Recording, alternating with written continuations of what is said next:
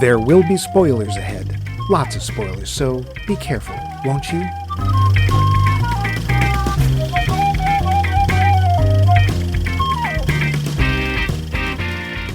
Well, that was another great episode of Max Mike Movies, wasn't it, Mike? Oh, don't you remember? We just did an entire episode in our Monochrome series about the movie Gaslight. Oh, Mike. You've forgotten it already, haven't you? Just as you forget so many things. I'm really worried about you, Mike. I think you're losing your mind.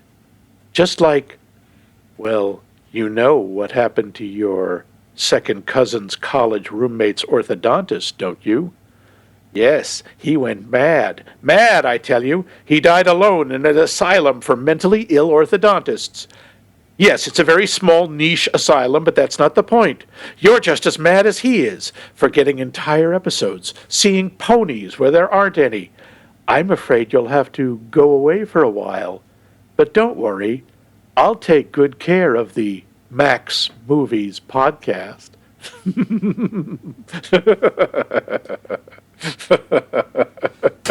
Oh, yeah, sorry. I was in the bathroom. Did I miss anything? Oh, damn it! My fiendish plot! Foiled by you meddling kid and your pony. Oh, well. I guess Sure. we'll just have to actually do the episode. Kind of makes me wish I'd actually watched the movie. I'm kidding. I am your not at all evil, really I'm not host, Max Levine, and He over is. there, trying on the lovely sweater I got him with the really long sleeves, is your other host, Howling Mad Mike Luce. I can't hold on to my phone. Don't worry about it. You won't need it. Would you like some sand? It is, although not when this comes out, but today apparently is Life Day. So we would like to wish all our listeners a happy Life Day, or at least that you had and one. from the bottom of our hearts, And have some sand. have some sand. But in addition to sand, we've got the poll question for you. Poll question. Last week's poll question is, what is your favorite black and white movie? When does color just not matter because black and white is all you need, along with love? And from the frozen tundra of the north where the great moose and the walrus live, we have Vince chiming in, or Snowy, as Mike and only Mike calls him. I don't even know if he might be mad at me for that. I don't know. Now, it was hard to read this because some of it is written in Canadian. Does color ever matter? What the hell is color? They spell it funny. There's a U in it. Ed. I Does know. color ever matter? I love silence, so I think sound might have been a bad idea, and color is another step too far. By Cracky. Third Man is a masterful showcase of how great black and white is. Recently, The Lighthouse was also just an amazing black and white film, and color would have taken away from the impact of the story. That's actually one I was thinking we might do. Oh, maybe we Young should. Frankenstein is a great example of how black and white can add a sense of time and place in a very funny movie. So many of my favorite movies, I think that's Canadian again, are in black and white, and it's really hard to pick one. Oh boy, I get that. Yeah. From our favorite cheese boy, Ned. As for my favorite movie that happens to be in black and white, I adore Roman Holiday. Oh, yeah. It's not an especially deep cut, but there's a lot of charm to it, and I'm very glad that the filmmakers resisted the urge to make the ending anything other than it was. Even this many decades later, it's still the best travel advertisement for Rome I've ever seen. You know, I hadn't thought of that, but he's right. It makes Rome look so cool. Well, I don't know. I didn't get to put my hand in the statue's mouth, but whatever. Well, you didn't try, did you? Literally the only scene I know from that movie. That actually, oh boy, now I want to do that one in this series because that really is a great black and white. Anyway, yeah, thanks, Ned. Tony Merrill just says, another vote for Young Frankenstein. Yep. Dave. Too many to name. I will lead with the Seven Samurai. Yeah. I think the cinematography is often the strongest aspect of the Japanese films I watch. A Colt is My Passport. I don't know if that is also a favorite that's widely available. It's I'm going to say this wrong, Seijin Suzuki film. Others, Nosferatu, The Seventh Seal, The Thin Man, The Maltese Falcon, Little Caesar. Yeah, it's really hard to pick just one. I love his pizza. Pizza, pizza. Please sponsor us, Little Caesars. No. Nick Hoffman says, the first ones that come to mind for me are Young Frankenstein. So that's like 3 right there, because it had to be in black and white. The Elephant Man, so powerful. The Seven Samurai, Kurosawa and Mifune. He's up there with Dave, yep. And the Seahawk, oh yeah. Errol Flynn and Michael Curtiz at the height of their powers. Oh, here's a little wrinkle Errol never thought of. I'll have to check with Errol. Val Coons says, I'm with the others, but I'm going to throw one out here. The much more modern and slightly more obscure Joss Whedon version of Much Ado About Nothing. Oh, right. Oh, yeah. I actually saw that. Me too. Yes, I know Joss, but it's a wonderful film with a kind of unexpected cast. This is very true. Nathan Fillion as Dogsbury is a hoot. He actually is. He is way better than Michael Keaton was, because you can understand what he's saying. And I would have not have wanted to see it in color. The other one I would have gone with is The Artist. Yeah, that's another good one. Such a great film. Tyler Stewart says either The Haunting or Curse of the Demon. Both could be done with color. Could be done with color. It was just that those were the first 2 films that popped to mind. Okay. Okay. Tim Potter says, oh, Merry Christmas, Mr. Potter. All right, I'm a little early, but who knows when this will play. So this does not really answer your question. Then why are you doing it? No, sorry. But AMC ran the first season of The Walking Dead in black and white. I didn't know that. I absolutely loved it. It gave it a more intense feel. Okay, it's more like Night of the Living Dead. All right. Sure. When I watched season 2 in color, I was actually disappointed. Agatha Gasparoni says Schindler's List. Ooh, boy. Oh, boy. There are a few instances where color is used to great effect, and the black and white enhances the historical setting. Ralph Smith says simply Godzilla, and he means the original with Raymond Burr. I know the original was not with Raymond Burr, but the one we came over here was. Well, the direct sequel, which we never ever watched because it's not good, and I forget, there's like barely any Godzilla in it, was also black and white, and after that they were all color. So. Oh, okay. But if you really want the nuance, if you want the rich depth, the cultural integrity of Godzilla, you need to do it in black and white. The cultural intensity of Godzilla, ladies and gentlemen. And what about you, Mike? What's your favorite black and white movie? Well, I mean, it's an easy one. It is one I'm surprised nobody else mentioned. And it's going to be coming up again in today's discussion, but Casablanca. Yeah, that's actually my pick, too.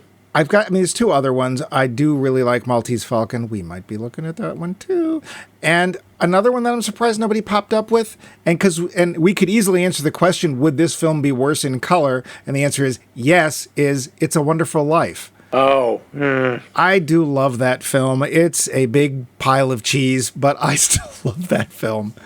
But this was your question. Wait, no, it wasn't. It was my question. Your question. So what was your favorite black and white movie? I told you, it's the same one yours was, Casablanca. Oh, it is, yeah. Because that's also just one of my favorite movies, period. But once again, it wouldn't work in color. I remember they tried when... he who must not be named, Ted Turner, tried to colorize a bunch of black and white movies. Yeah. Yeah. Why did you mention Voldemort anyway? Yeah. Yeah, well, as long as you don't say it 3 times, he won't appear. But I thought that was Beetlejuice. Maybe it's the Candyman. I forget. Oh, right. I watched part of the colorized Maltese Falcon, but my eyes started to bleed. Mostly at the point I watched the last scene when you see the Falcon. And my first thought is, the Falcon, I don't know what color it's supposed to be. It's not supposed to be green.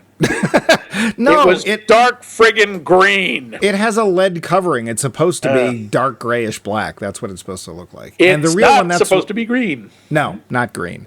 Yeah. So, yeah. The real one is like covered with jewels and stuff.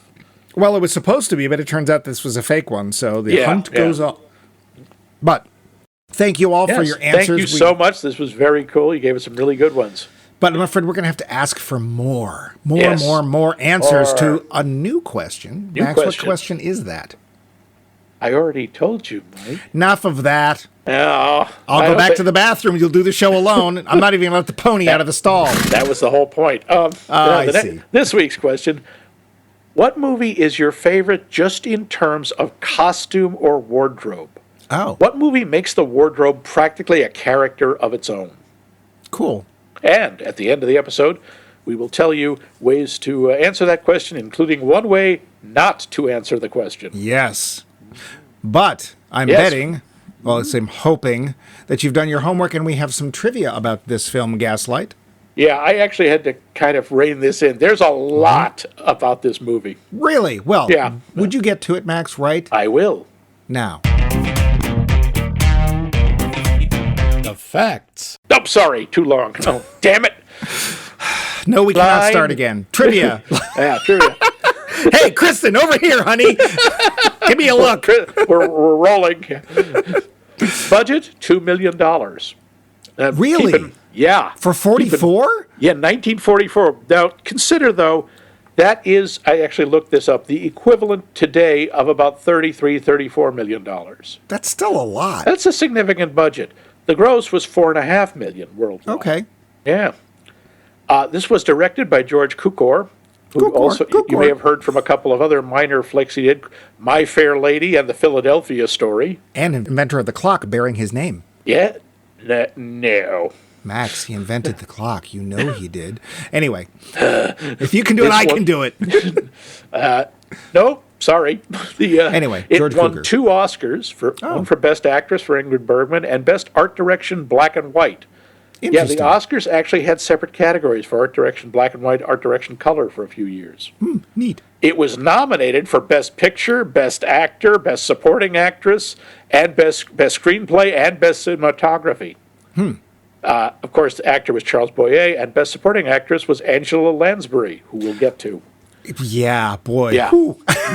This was based on a 1939 play, and it is not the first filmed version. Oh. The first film version was in 1940, which directed by, I know this is one of your favorites, Thorold Dickinson. Oh, Thorold. Thorold Dickinson never made a bad movie. And starring Anton Walbrook and Diana Wynyard. Ah. Yes. Now, you may not have run across this film. No. There are a number of reasons. One of which is when the 1944 movie came out, MGM, who also produced the first one, tried to have all prints of the previous version destroyed. Oh. They were, however, unsuccessful, although nobody saw the other version for the next few decades. The reason they were unsuccessful is a whole bunch of the prints were mistakenly labeled Angel's Street. The title of the movie's 1938 stage production. Yeah, so it survived and no one cares. Yeah. Now, the winds of remembrance. And as you may have guessed or maybe wondering, the term gaslighting, which has come into great prominence in the 2020s, was named for this movie. And it's become a recognized form of controlling and manipulative behavior. It involved, the not quite clinical term, involves an exploitative person manipulating people who suspect him or her into doubting themselves and questioning their own perceptions so that they distrust their own suspicions of the manipulator. This has actually been classified as a form of psychological abuse. Although the term is not in like the DSM-4, it is, however, used in the vernacular in the clinical world. Neat. The first time Ingrid Bergman encountered Charles Boyer was the day they shot the scene where they meet at the train station and kiss passionately. Boyer was exactly the same height as Bergman. He was not a tall man, and they wanted to make him seem taller, so he had to stand on a box, which she kept kicking inadvertently as she ran into the scene. So they had to shoot that a bunch of times because she kept knocking him over. Throughout the movie, Boyer wears 2-inch heels to look taller. Wow, that hulking brute Ingrid Bergman. Now, Dame Angela Lansbury was also required to wear platform shoes in order to appear taller, more domineering, and more sinister in comparison to Ingrid Bergman. Lansbury added height drew even greater attention to Charles Boyer's diminutive stature and added to the number of scenes in which Boyer was forced to stand on a box to increase his height. So he filmed a lot of this on a box. I see. Well, I guess we'll find out more about that box, won't we? That's a famous box now. Very famous box. The director suggested that Ingrid Bergman study the patients in a mental hospital to learn about nervous breakdowns. She did, focusing on one woman in particular whose habits and physical quirks became part of the character, which is kind of creepy. It's like, hi, I'm here to watch you suffer to try to work this into my movie. Is that cool? Oh, yes, yeah, no, sure. Maybe. Angela Lansbury was only 18 when she made this movie. This is her first movie, her theatrical debut. Before that, she had been working at Bullock's department store in Los Angeles. And when she told her boss she was leaving, he offered to match the pay at her new job. She was expecting, this guy was expecting it to be around the region of her Bullock's salary, which was about $27 a week. He was kind of taken aback when she said she'd be earning $500 a week. So, not surprisingly, he could not match it. I thought she was British. She was, but she was living in California. Huh. I mean, how long she actually lived in Britain? Because it doesn't sound like it was very long. Well, she was born there. Otherwise, she couldn't have been made a dame. You have to be a native-born Englishman to get a knighthood or a damehood. Ooh. The scene in which Angela Lansbury lights a cigarette, in contradiction to Ingrid Bergman's wishes, had to be postponed until the end of production. Because while Lansbury was 18 when the film was finished, she was 17 when it began, and technically she was a minor, so she had to be monitored by a social worker who refused to let her smoke. And the scene had to be postponed until her 18th birthday. When Lansbury walked on set on her birthday, Bergman and the crew had organized a party for her, and the cigarette scene was shot immediately after they had cake. Oh, that's nice. Yeah, I thought so. The movie won the Academy Award as a hit for set decoration. That's set design. Okay. The gasoliers were real, and the one in Charles Boyer's bedroom came from the 1872 Menlo Park, California mansion of Senator Milton Latham, which was torn down in 1942. So those gas lamps were all real. Although she eventually became really attached to the part and insisted on acting in this movie, Ingrid Bergman was kind of reluctant to take on the role of Paula. Bergman considered herself to be a very strong and independent woman, and worried that she wouldn't be able to be convincing as a timid and fragile character. She just did it. Yeah. She took great pride in her portrayal of a weak character and considered it one of the greatest challenges of her challenges as an actor. Huh. Ingrid Bergman found the initial love scene with Charles Boyer really uncomfortable because they literally had just met right before they started filming. After that, she refused to do any love scenes with anyone she had just met for the rest of her career.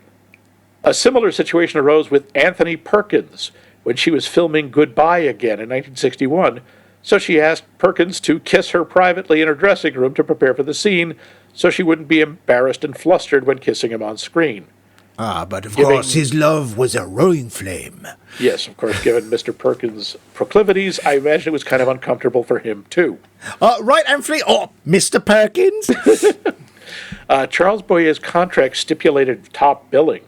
However, when David O. Selznick heard this, because Ingrid Bergman was under contract to him at the time, he refused to loan MGM Bergman's services. After a lot of pleading from Bergman, who really wanted to work with Charles Boyer, Selznick finally relented, and they actually did this in an odd way. The director's suggestion of sandwich billing helped to solve the problem. Sandwich billing practice is listing a well-known female actor in between two popular male stars on the screen. If you look at the way the credits are, you see like Ingrid Bergman, and then you see Charles Boyer, Ingrid Bergman, Joseph Cotten. Okay. Yeah, so apparently that was enough. Well, Boyer still got top billing, so. Yeah, they also used that for Katharine Hepburn in the Philadelphia Story.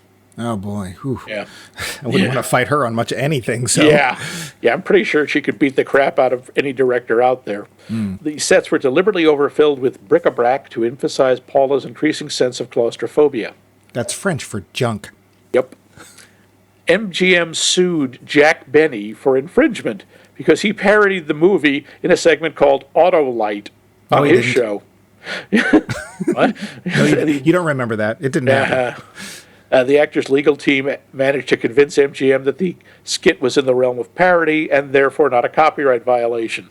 The Really? studio begrudgingly dropped the suit. This was, you got to remember, it's comparatively recent, I think in the 80s, when the Supreme Court ruled that parody was protected speech. Which is why we have Weird Al. So thank you for one thing.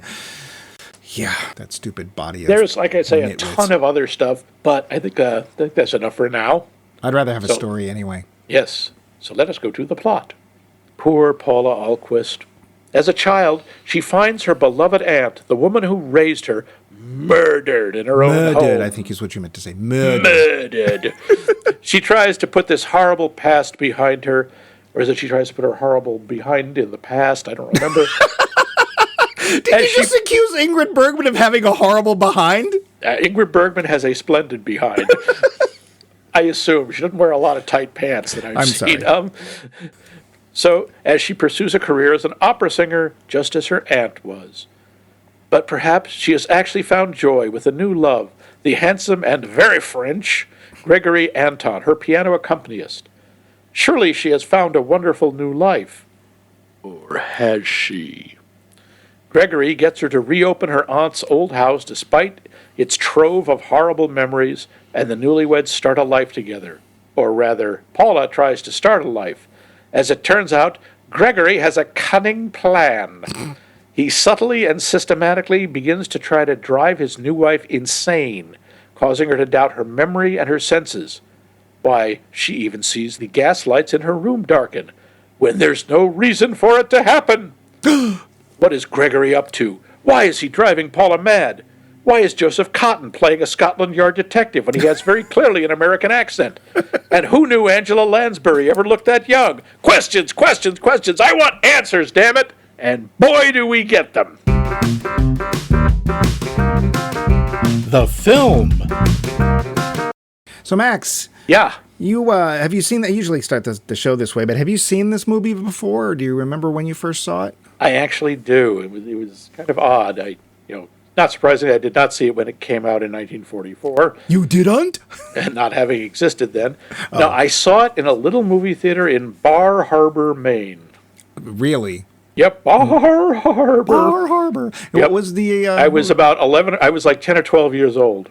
Wait. I'm sorry. Why are you going to see? Because that's what was playing. Okay, there was one movie theater. I see. And Max could not find anything else to do in Bar Harbor, so there had They to had be movies. We were vacationing. There were a bunch of kids. They had to do something with us, or they would have murdered us. A whole bunch of kids got taken to Yep. Gaslight. A whole 4 or 5 kids got to go see Gaslight. Wow, that's that's a Yep. time. That's a time. Yep. How about you? When was the first time you saw this? Yesterday. Ah, okay. Yeah. So this is a film that I knew the title, and I knew that this is the origin of the word gaslighting, etc. I didn't know who was in it. I didn't know it was Ingrid Bergman, and this is actually only the second Ingrid Bergman film I've ever seen. The only one I've ever seen is Casablanca. Oh, you never saw like Rebecca or any of the others? No. No, isn't that weird? And I was really interested to see how she was as an actor outside the one role I know her for, which, to be fair, is a pretty iconic role. Yeah. I think that's the role most people know her for. I think for most of the film, she does a decent job. But she really shines in like the last 10 minutes. Oh, yeah. And I think she really, she comes alive. And we're going to talk a little bit more about this, but Yeah. I've not, again, this is the only other part I've seen her in. That to me was, if you were going to pick a moment to show for the Oscars, like a clip, that was the clip. Of course, it gives away the entire film. It kind of does, so I don't think you'd use it. What did you think of her? I think she's terrific in this. I do get what she meant about having trouble playing the timid character, because her performance is, I think, good throughout most of the movie. But it's when she finally is confronting him, that's when you're like, yeah. Well, we've also been waiting for it. It's odd that she thought of herself as this sort of badass, strong, independent woman, because she looks like a China doll. She looks so delicate and perfect. Well, and also, even in Casablanca, the one moment where she shows any toughness, she pulls the gun on Rick. Nobody believes she's going to do anything with it. For all we know, there's no bullets in it. So, okay, maybe she was a very strong personality. I don't know. But how about Charles Boyer? This is my only Charles Boyer film. I think I've seen him in a couple of other things, but honestly, I can't remember what. I think he was great. I love the way his eyes keep going so cold through the whole movie. Whenever she isn't actually looking at him. Mm-hmm. The way his expression shifts from when he's talking to her to when she's not looking. Mm. And he's so subtle about so much of it and so devious. Of course, his heart is a roaring flame. Yes. That's the guy. I've always wanted to know from the Warner Brother cartoons who that was, and now I know. Yeah. So I think he does really well. I think he's very villainous. I think he's a little old for her. Well, that's true, but that wasn't especially if you were putting this in the era that we were thinking it's in. Yeah. That's not unusual at all for men to be 10, 20, 30 years older than their wives. Yeah, and he is. He's got to be at least 20 years older. I think he's fine. I don't think I was blown away by his performance. I think it's good. I don't think it's great personally. I really like it. I think it fits the character perfectly. Yeah. Joseph Cotten. Yeah, my thought was, what? Joe, did you wander in from another movie? Well, he seems out of place. So does his character. Yeah. And we'll come back to that too. The one thing I will say is I very much appreciate that he is not trying to do a British accent. Yes. We would have gotten, speaking of Mary Poppins, we would have gotten Mary Poppins all over again. It's a jolly holiday. With Mary. Okay. And I did think that the sets reminded me a lot of Mary Poppins. I don't think that they necessarily. I know you think that a lot of little neighborhoods in Britain look like that anyway. It just, that one looked very much to me like, oh, there's going to be nannies flying by any minute, so we'll see. But then there's this one actor that I did not recognize until the end credits came up. I don't know if you'd already seen the film, but when they told me, now I saw in the beginning that she was in the movie, but I didn't know who she was, and I did not expect and was not prepared for Angela Lansbury. It's like, whoa, Angela Lansbury was hot. Well, but she's also just this force of nature young woman, and you never really know where her loyalties lie. Yeah, you're like, is she in on this? Is he manipulating her too? Yeah, she is amazing in this. Like, the fact that this is her first motion picture, she was good enough to get this part, because it is a small part, but it's not inconsequential. No. It has a major bearing on the plot and also messes with the audience. And to be fair, there's not that many characters in the film. She comes out flying. I mean, she's just... Yeah. I was like, that's Angela Linton. Really? I'm just used to, this woman sitting there knitting going, oh, murder. Okay. A lovely murder, Pooh. In this film, we believe she could commit one. Yeah. So, she's tough as nails in this. I want to give her the outstanding consistent performance award for this. Again, I think Ingrid Bergman is good, but she really shines at the end. But Angela Lansbury through the film, and admittedly, again, she's a smaller part. You're still just like, what is going on with her? Yeah, she's fascinating. Yeah, you get the feel this is not someone you want to mess with. No. And you can just sort of see all this backstory. It's like, oh, okay, I bet she grew up really poor. I bet there was no father in the picture. She just had to be really tough.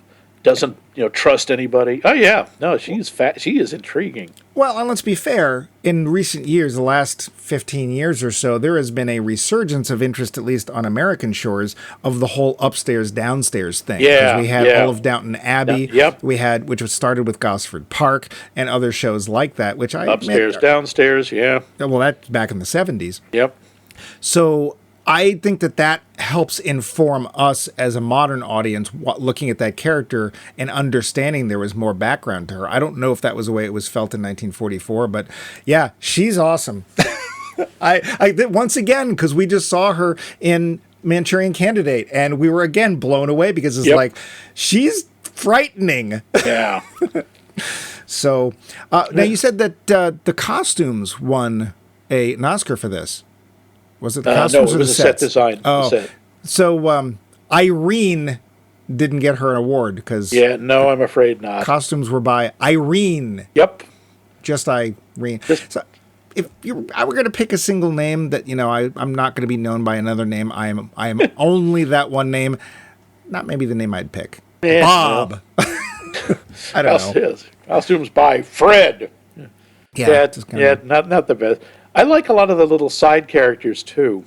Such I as? like the general, who is, I guess, I don't know if he's the head of Scotland Yard, but he's Joseph Cotton's superior officer, who is very polite and never points out, why do you talk so strangely? I couldn't, because initially we don't know he's with Scotland Yard. It's not till later in the film we find out, and we're sort of like, why are you here?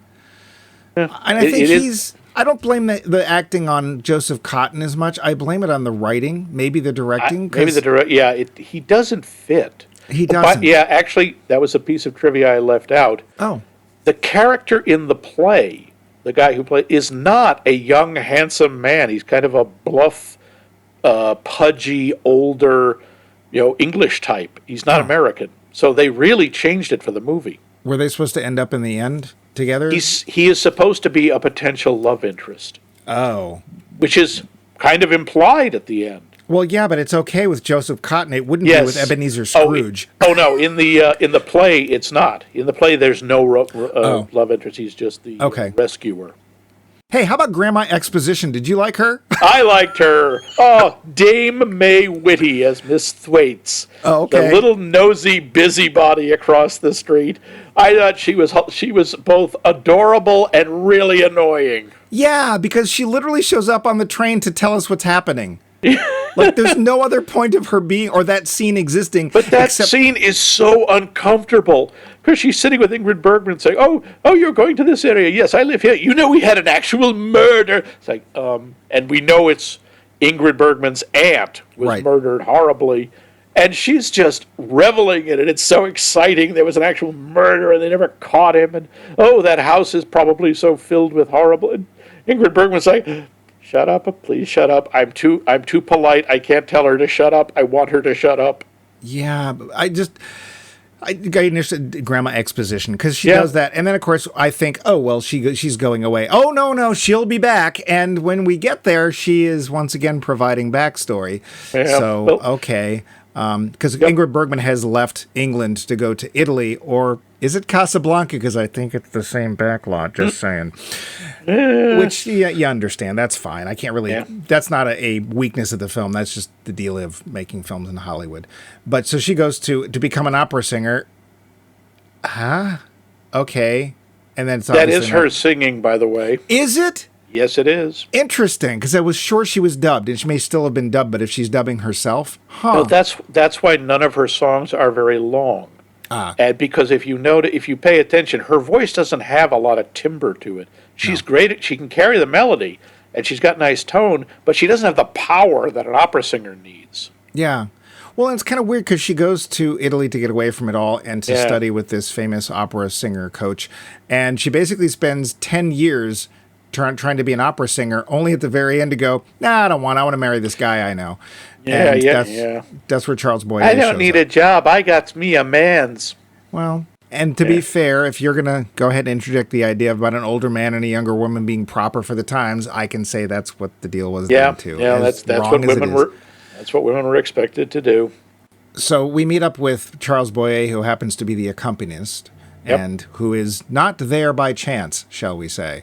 How he found out she was going, I guess I don't know, but if she was close enough to the aunt, maybe, although she wouldn't have gone to Italy, whatever. We don't know. It doesn't really matter. I mean, also, he's extremely cunning. We get that. And probably would have figured out some way. I suppose. That whole section doesn't last very long, which is fine, because we don't need it to last. It's very set-ish, because she's staying at this hotel that happens to have its own lake and a boat in it, although from the shot you can't figure out A, how the boat got there, or B, where you're supposed to go in it, because there's basically enough room for the boat, and that's it. So, and it even says, like, Hotel of the Lake in Italian, and it's like, that's a lake. I was also thinking, are they sharing a room? They're Not some married yet. I know, and that's the implication. Like the Naughty. next morning is the next morning. So even for 44, We do know know they get married there. She says when we were married by the lake. Yeah, but I don't think. But I don't think it's. Yeah. Yeah. So they're very naughty. And initially, we don't really know it. Initially, it seems like that's pretty much the acting covered, I think. I think so. Yes. Yeah. So But, in general, good, adequate to good, Yeah. with a few standouts or standout moments, depending on who you're talking to. Yeah. We're not sure at the beginning that Gregory is a bad guy because he does seem to be in love. But the first thing, what was your first, like, what's this guy doing moment? Well, here's the problem. I know nothing about the film except the one thing it's famous for. Because of that, I immediately suspect him. So as soon as Boyer shows up, it's like, I like one of my earliest notes is, Boyer is the killer. Which, spoiler, hey, it's an almost 80-year-old film. It's not that much of a spoiler, really. You kind of pick that up after about 10 minutes. So, but in terms of the actions, for me, it's the fact that he wants her to move back into her dead aunt's house. Yeah. And he manipulates her into doing it. I mean, he does have this very strange dream. He has a dream. He has a dream. And it's like, Of all the places in all the world I would like to live in a little British house around a little square. That's what I would like. oh, how strange. I happen to have one of those left to me by my dead aunt. No. Oui? Oh, who will think of the chances? And it seemed a little specific. She was marrying Pepe Le Pew? Somebody has to. I can definitely see being suspicious at that point because his dream is very, very specific. I mean, he doesn't come out and say Thornton Park, but we've also already had that coincidence of Grandma Exposition. Oh, I just happen to live where your aunt was killed. Yeah, there's a bunch of How coincidences strange. in this, yeah. Yeah, so, okay, yeah, I could see that. But the thing is, and I will say this, the writers, and I'm guessing George Cukor, is trying to slide into this very subtly and slowly. Yeah. So, could they have made it a little bit more subtle? Yes. It's like, I would like to live in a small house with my wife. I need nothing more than this. It's like, well, I didn't want to go back to this, but what you're talking about? Oh, no, we cannot do that. It is too painful for you. Or is it? And it could have been a little bit more subtle and not be so specific. But he's still pretty subtle. I mean, in the beginning. In the beginning. I do like the way he starts making her think she's losing her senses, the way he keeps taking things and saying, where's this?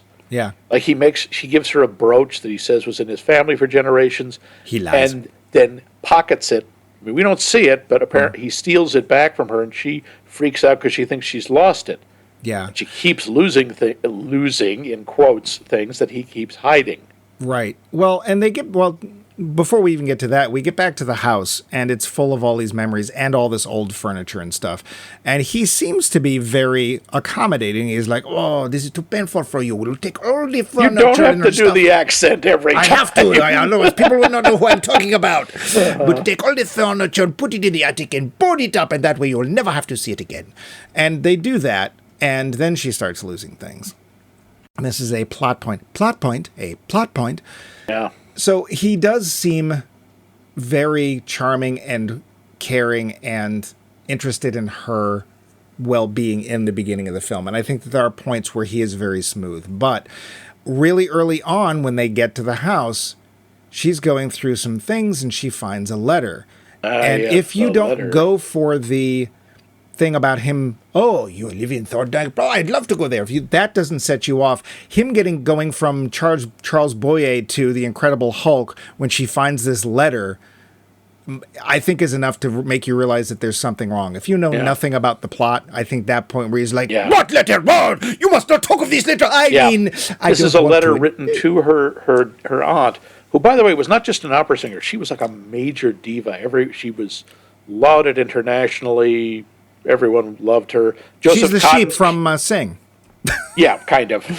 she's Joseph Cotton's character, Brian, met her when he was 12 years old. Yeah. coincidentally, and Yeah. was just starstruck, whatever. And yeah, it's a letter to her from someone named Sergius something or other. Yeah. And that freaks him the hell out, and the letter then disappears. Right. Which comes back as he claims there was never a letter and she was holding nothing. Right. That's when he's like, okay, forget subtle. I'm just messing with your damn head now. Yeah. We get to the house and they move in, and what ends up happening is she's all excited because she's like, oh, my aunt used to give all these parties and we'd have people over, and very quickly she's not well enough to take in visitors, including Granny Exposition. Yeah, and he starts isolating her very carefully. She never goes out, and yeah, as that little conversation between Elizabeth, the cook, the deaf cook, slightly deaf cook, and Angela Lansbury, Nancy. Yep. Says, is she very ill? The master keeps telling her she's ill. Yeah. So right away you realize, okay, one or both of them knows something's going on. And there's an interesting, although they don't really develop it, there's a sort of I wouldn't say it's a rivalry, but there is friction between the cook, who is an older woman and has been in service a long time, and Angela Lansbury's character, who thinks she knows everything. And as you pointed out, makes us feel like she's got an entire backstory that's probably also pretty interesting.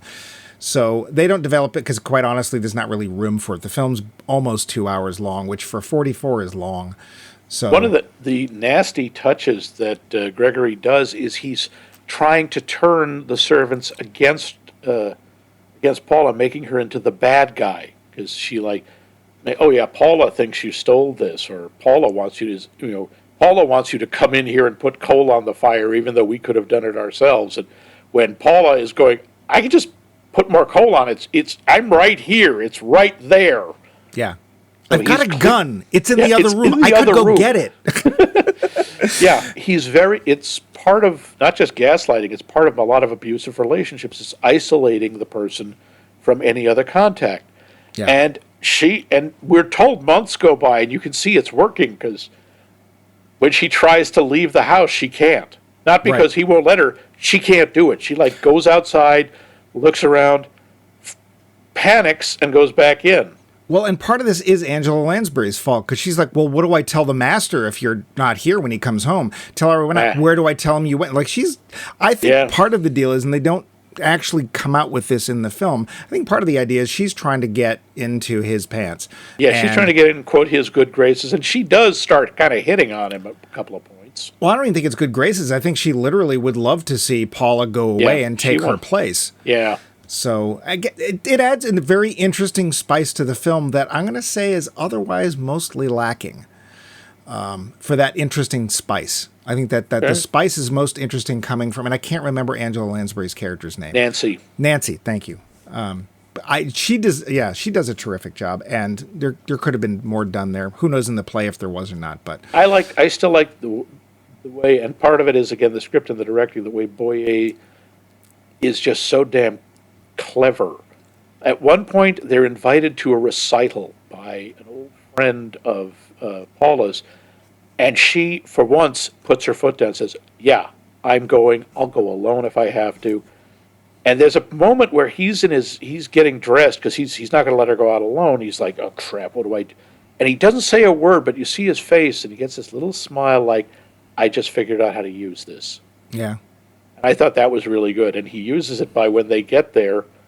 He's like, Paula, they're listening to the music, and he goes, Paula, my watch is missing.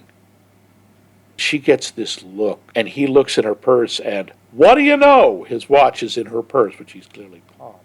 Yeah. Although we don't see him do it.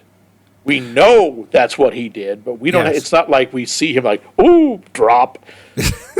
Well, but here's the thing. If she thought for a moment, it's like, when would she have had the opportunity to take his watch? Yeah.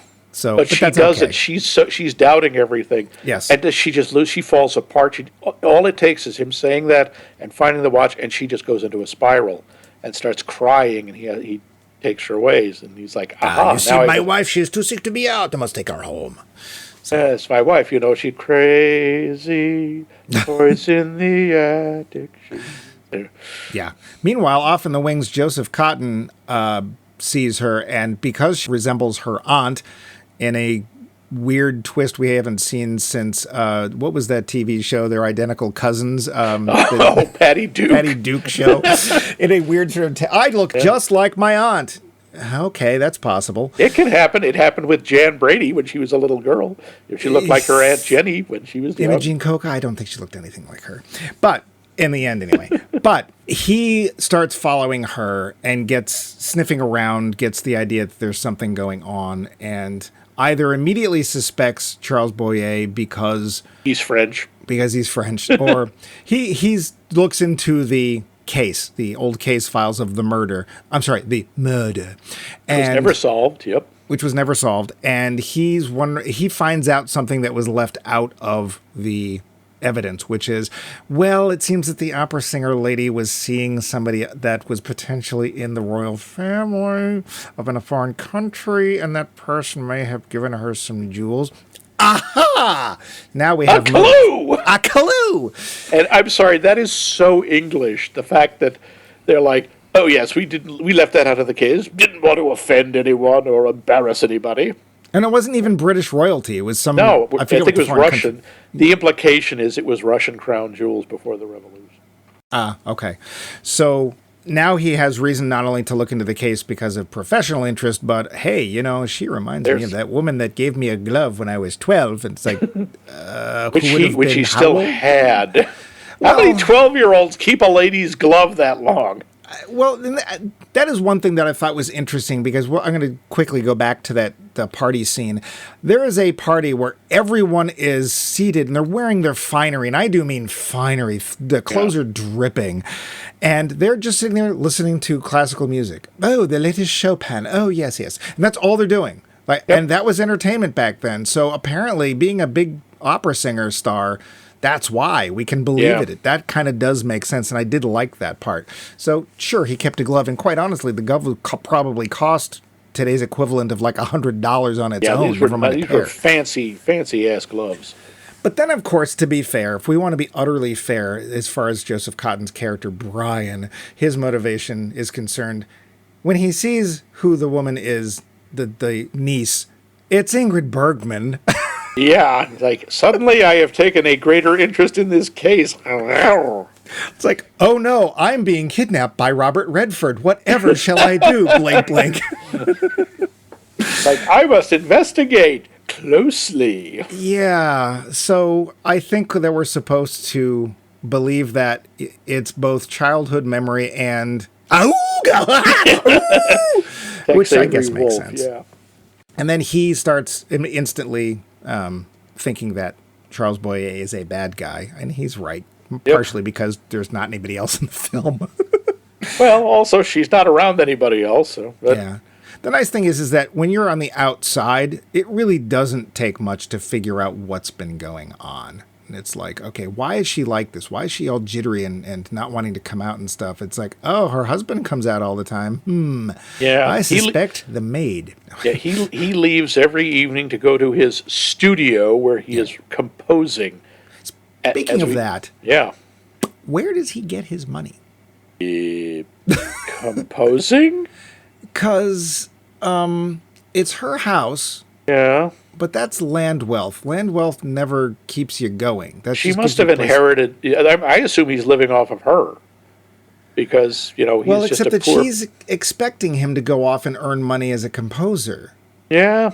Yeah, I don't know. I don't know where the money's coming from. Yeah. He might not have found the crown jewels, but he might have stolen other stuff. Well, except that they specifically say nothing was missing.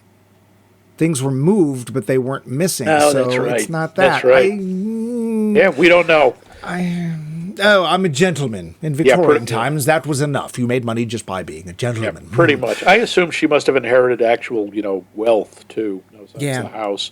Because it was pretty clear that her aunt was kind of rolling in it, and she was clearly the only heir. She's the sheep from Sing. That's what she is. She totally is. We do have a talking point for this series, and I'd like to get to that, because last week it was like, heck no, we do not want to see this film in color. But this week, Max, would this movie have been better in color? Or I'll even broaden the question. Could you have pictured this movie in color? Not at all. Nope. There's so much done with shadows, light and dark. I think color would have distracted, especially given how cluttered the interior of the house is and how it's all full of tchotchkes and so forth, all of which would have been bright colors or fancy. I think it would have. I think it would have distracted. Joni and Chachki? I disagree. I actually started visualizing the film in color because most of the time, unless he's out wandering in the fog, I don't think there's really that much being done with the tones and the black and whitedness of the film. It didn't strike me nearly as much as it did in The Third Man. Let's put it that way. It really worked for me, especially with the light and the dark. Yeah, it just could be one of those points where we're just like, we don't see it eye to eye, which is fine. But this one didn't feel quite as much. I also feel that this film, and to be fair, it is a lot more Hollywood than Third Man. As soon as the theme starts, the overture, it's like, okay, the orchestra's back. And it's just very Hollywood, which, for better or for worse. So I do want to bring up, a little more on the plot toward the end. So the two things that have really been, apart from him basically convincing her she's a kleptomaniac, right, and that her memory is going, and she's hearing and seeing things that aren't there, the two things that really get to her are the gaslight, which goes down for no reason, even though no one else is using the gas in the house, and hearing footsteps, or as I have here, footsteps, above her room in the attic, even though that full floor is boarded up. And of course, that's him in the attic looking for the fabulous jewels. Yeah. Which he does find. Finally. Yeah, sewn into one of her costumes. The same one that's in the painting of her. In this big painting of her. Yeah. Yeah. He finds them. I again, and one of the scenes I thought was really effective is she gets Elizabeth up in the room with her and she starts hearing the footsteps. And for a second you're like, oh, there's someone else in the room. Elizabeth will hear it. It's like, oh, Elizabeth is hard of hearing. When she needs to be. That I have to say comes and goes pretty quickly. Talking of Michelangelo. Yeah. Sorry. But it's really frustrating because it's like, did you hear that? Hear what? Like, damn it. Yeah. That and the other tragic moment to me with Elizabeth is eventually at the end, we're running out of time, so I want to get to the end. Yep.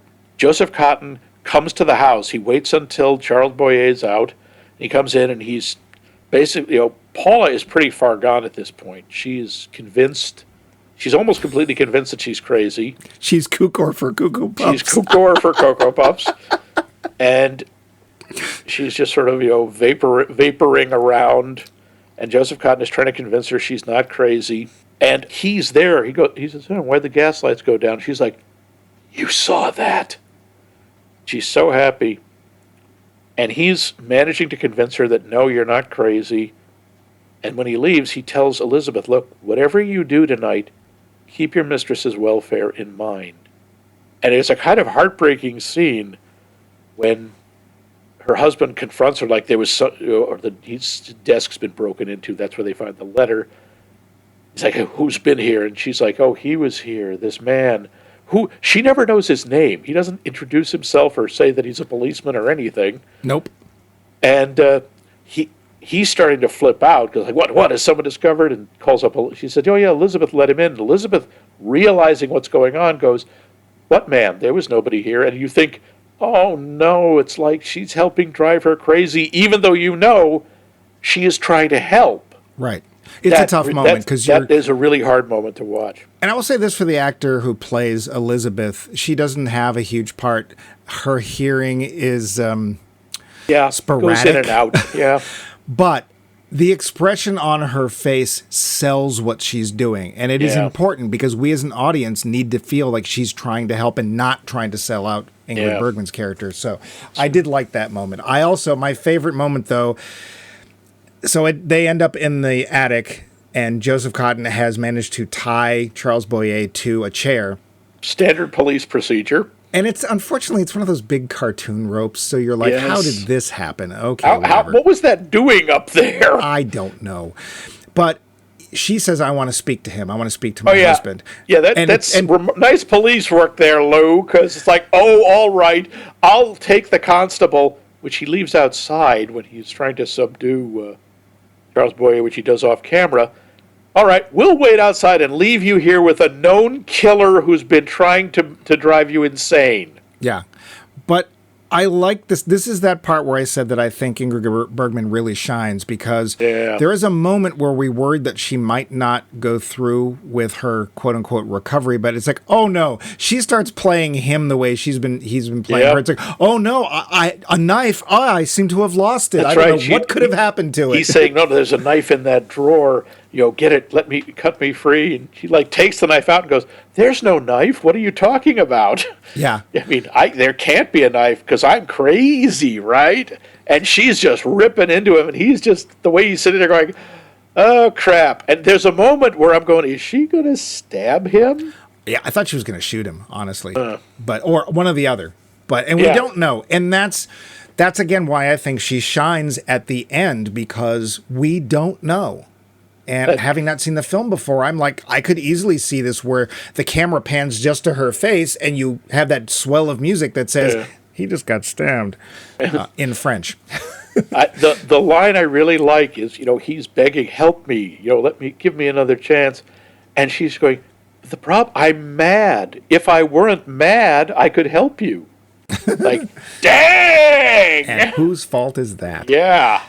I will say that I wish at the very end we could actually have seen her happy. We get potential. We get potential. And that ending is both kind of abrupt and very Hollywood. Very Hollywood.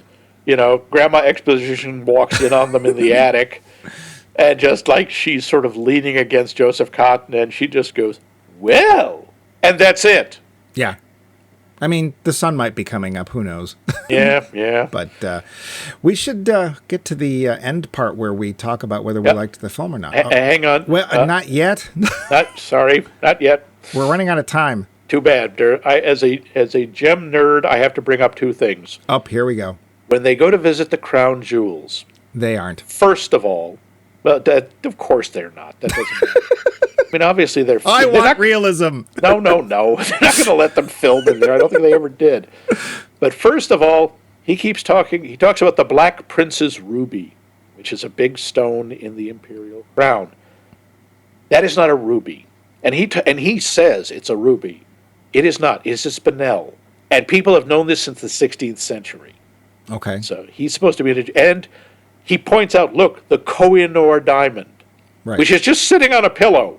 The Koh-i-Noor is a diamond. It is real. The English did acquire it, but it's been set in a crown since 1901, and before that it was in a brooch. Oh, the Queen Victoria. No, it was a brooch that Queen Victoria wore. Okay, so I was going to say this. We don't know. Ruined the whole movie. Wow, you're crazy. Now we can talk about the end. The finish. So, Max. Yeah. Oh, no. You are not jumping this gun. So, Max, you saw it when you were 12 in Bar Harbor. Yep. Did it leave an impression on you? Or? It left some lasting scars, but really? I remember as a kid I really liked it. I thought it was really cool. Oh, you're one of those nerdy kids who liked old movies. Yeah, I was. I loved old black and white movies. So have you seen it many times since then? I think I've seen it once since then, if that. Yeah. So, just for the show? Nope, I saw it once counting this twice. I think I saw it at a movie marathon about 20, 30 years ago. Wow, okay. Yeah. And so now you're watching it again, or... Yep. Oh, no, never mind. What did you think? Do you think it holds up? I do. I think it holds up really well. I really enjoy it, and I think the psychological manipulation is still very relevant because I think it's absolutely believable. And this is the first time you've seen it, right? It is. What did you think? I do not think it holds up. Oh, okay. I find the writing to be strange. I find the motivations for some of the characters, Joseph Cotton, for example, to be really questionable. I don't see where they're coming from. They're either too coincidental or I really just don't see the attraction. We talked about chemistry in one of our poll questions recently. Is there a lot of chemistry between Joseph Cotton and Ingrid Bergman? Not really. No. Is there any between Ingrid Bergman and Charles Boyer? I think there's some. Yeah. But I don't. He sort of comes out of left field. He is the American in the British Scotland Yard, which makes no sense to us Very at all. odd. But we get down to Gregory. That's Charles Boyer character's motivation, and he really doesn't have any. And this is why. He loves jewels. But here's the thing. There was no reason for him to do what he did. All he needed to do was convince her that he loved her, marry her. He could have spent as much time as he wanted going through the old aunt stuff. What would she have cared? He was pre-married, so he was going to leave anyway. Yeah. So Also, why did he need to go through this? Why did he need her at all? Why couldn't he have broken into the house or That was gone into left the empty roof, for 10 years? which was no one was living, and they make a big point of no one's lived in it for 10 years. He could have just gone in, taken his time, and gone through the attic. It just didn't, his motivation does not make sense. Now, what he did and the way he did it, I think, was very effective. Yeah. It's just needlessly complicated. It was, because we showed later on, we see him, I'm going out for my walk to my little place where I write my music. And he wanders around, goes behind the house. He actually goes to the top of an abandoned house 2 doors down, gets in there, gets to the roof, wanders down the roof, and comes in through the attic window to search through the supposedly boarded up attic. And she hears his footsteps because he's not being careful, because he's using this against her. He could easily have been quiet, but I didn't even get to the part of the house was abandoned for 10 years. The one thing I could see is the problem is everything wasn't in the attic initially.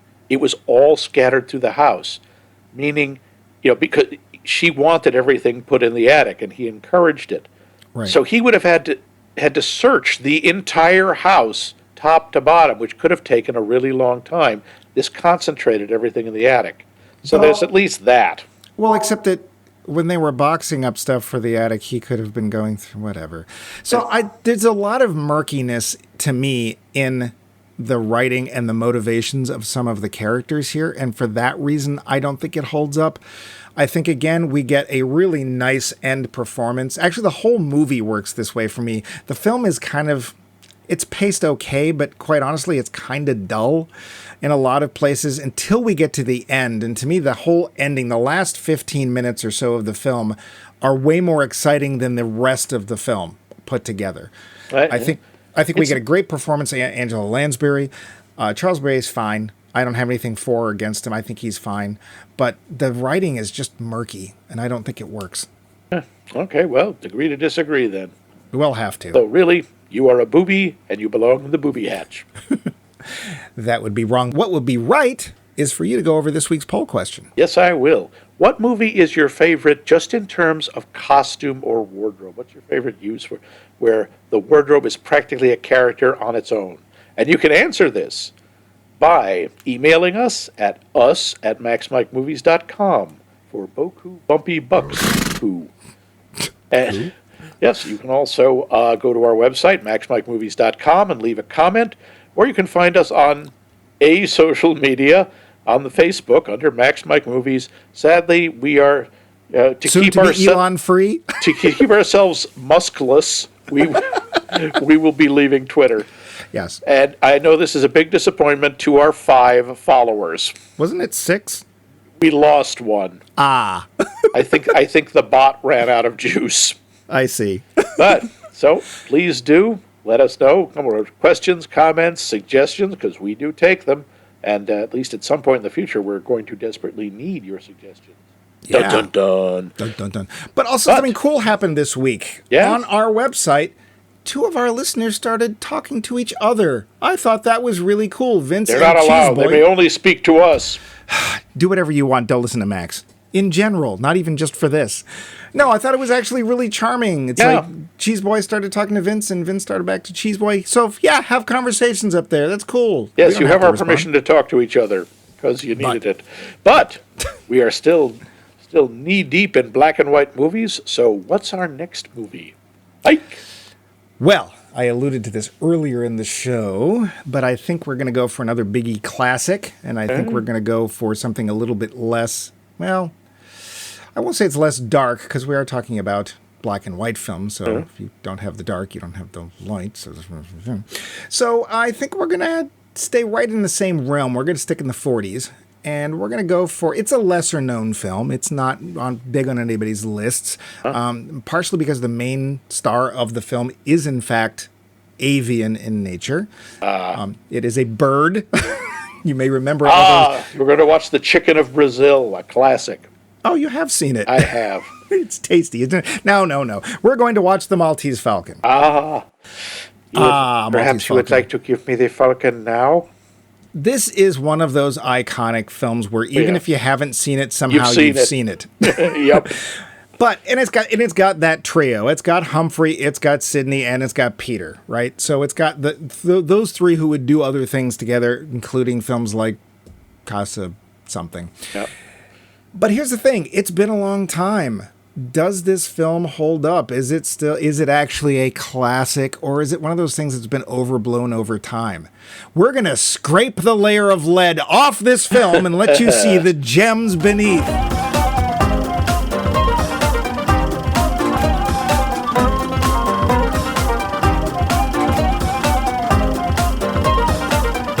This has been a co-production of The Voice of Max and The Movie Wrench.